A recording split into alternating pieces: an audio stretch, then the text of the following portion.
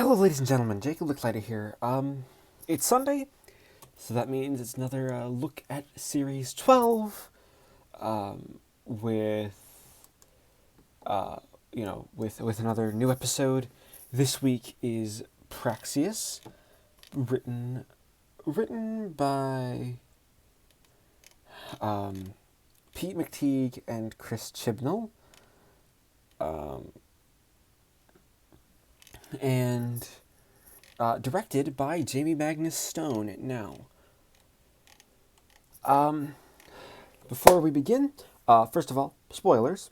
I'm going to be talking spoilers, and second of all, in 2019, famously, now you should all know by now because it's been in pretty much every one of my videos since the new year, that YouTube was caught data mining the information of children, and as such, the COPPA Act was updated. This video is not, and simply for me to make sure that you know that this video is not meant for children. Dr. Who is a show kids can watch. Of course they can.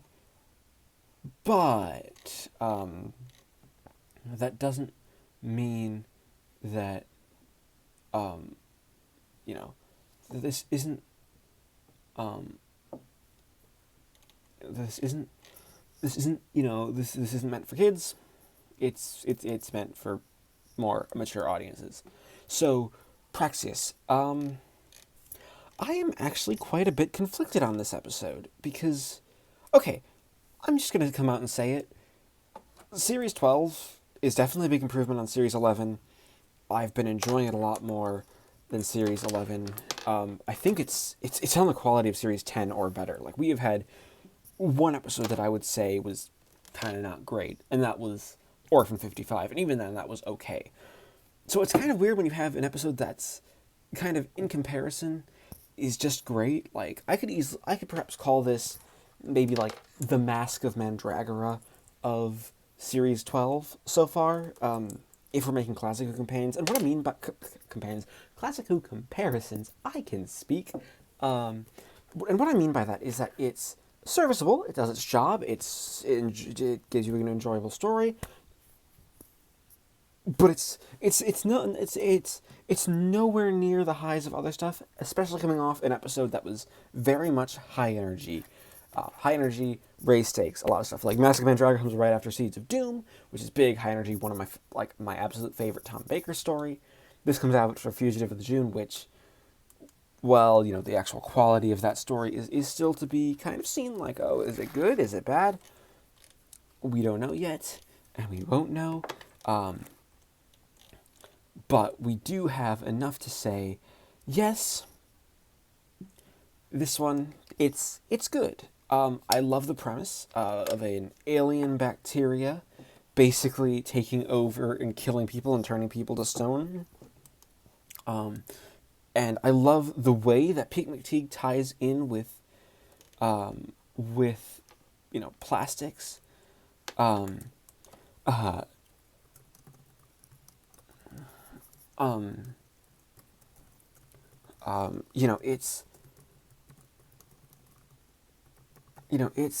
It's this idea that you have this. It's a great idea. I do love the idea of what's really going on here.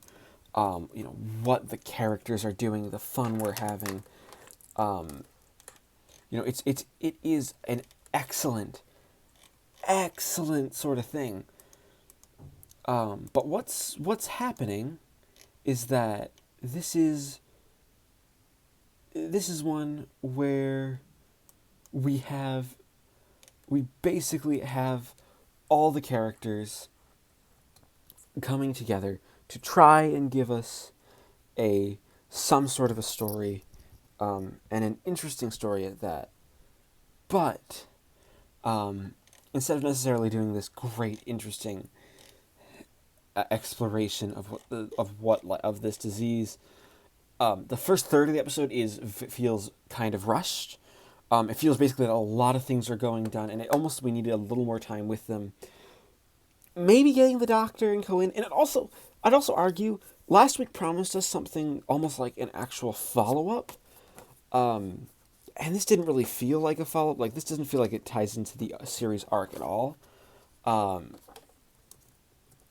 um,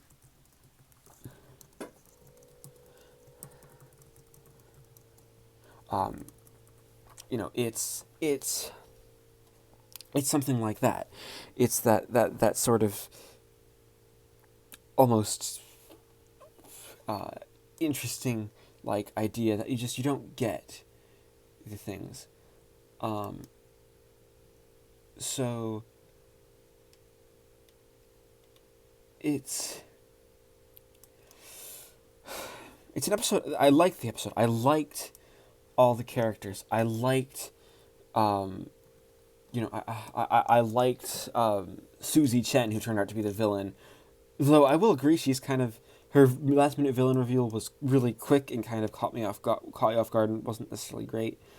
I liked Jake and Adam. I liked their relationship. Warren Brown was great. I know he's done stuff for Big Finish with Unit. It's kind of a shame he's not playing his Unit character here, because that would have been fun. And I like the idea. This is some great sci-fi concepts. Pete McTeague really has sci-fi concepts down to a T. He does an excellent job of just making things feel like this is some real science fiction. But the big problem is the opening, and like the climax is great. It's tense. Once we're in Madagascar, the episode really becomes something great. Like, I think it's just like that first like 20 minutes or so is just really, really clunky. Though even with it being clunky, there were things I enjoyed about it. I loved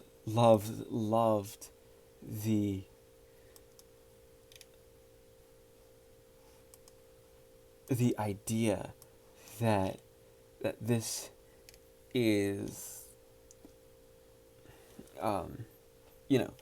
that the story is doing something interesting, and you have just this whole idea, like you have something that could be amazing, but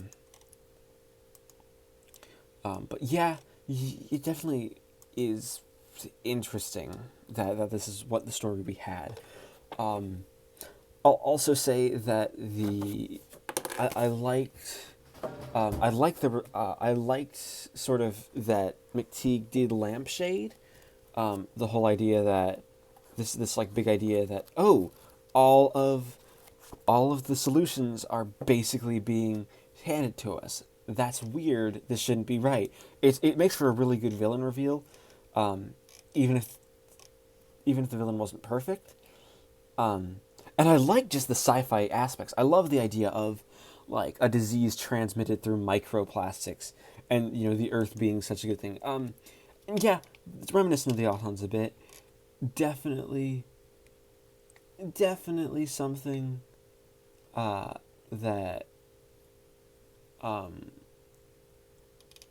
was definitely an interesting thing. It's an interesting sort of sci-fi idea that I think is cool, and finding the solution is great. It's also an interesting thing of it feels a little needle to art imitating life, as this was a very much a pollution focused thing, and we recently had a scientific discovery, meaning that of how we could basically synthesize graphene from basically any carbon. It's a cool sort of formation of carbon. It's basically using anything based on carbon. So like plastics, like it's really interesting that this comes out right after we might have a potential solution into replacing these types of plastics. It could be really really cool that's happening. But that's me being nerdy about science. I'll also say I enjoyed Jodie Whittaker. I thought Bandit Gill was in an interesting spot here. She acted kind of weird throughout, like almost like I know some people on Twitter were saying, "Oh, maybe she's possessed by the Master." I'm like, no, she just seemed like Pete McTeague wanted to write her as Grumpy, so he wrote her as Grumpy. It's not amazing. It's okay. And I will say, I enjoyed a lot. I enjoyed the episode. It's not great. It's definitely one that I will remember. But so hence why this video is kind of being a bit shorter than usual. If I were to score it, I would probably end up just giving it like a 6 out of 10. There's good ideas here. You just need some restructuring of the early material, and you would have a solid 50-minute episode. You would have a great 50-minute episode. It just needs a little restructuring. It doesn't even need more time. It just needs to be a little less clunky. Maybe just one or two scenes cut here and there early on could easily have done it. So if I were to, give this episode a score, I'd probably give it a 6 out of 10. Yeah, 6 seems pretty accurate. So as always, please leave a like, comment, and subscribe if you haven't already. Thanks for watching. And of course, before I sign off, let me know what you thought. Did you enjoy Praxeus? Did you not like it? Do you agree with me? Do you disagree with me? Let me know in the comments.